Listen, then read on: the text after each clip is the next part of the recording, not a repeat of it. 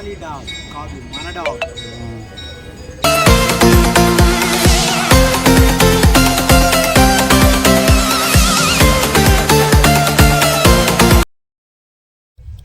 Hi friends, కళ్ళు మూసి తెరచలేక తెల్లటి మంచు, బహుశా ఇదే మనాలి అనుకుంటా.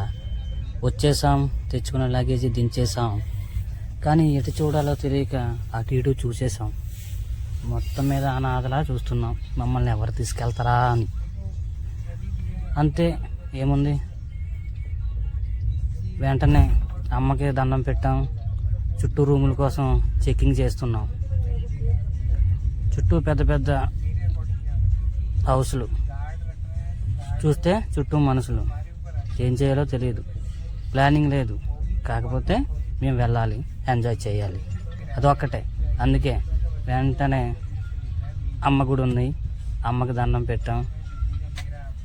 రూముల వైపు కన్నేసాం. ఇక్కడ తెల్లటి మంచే కాదు, తెల్లటి అమ్మాయిలు కూడా ఉన్నారు.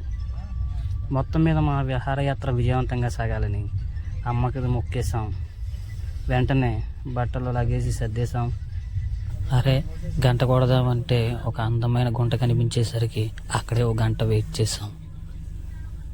మంచు పర్వతాలకి వెళ్ళాలంటే మరో గంట వెయిట్ చేసాం. మొత్తం మీద ట్యాక్సీ ఎక్కి పర్వతాలకి చెక్కేసాం.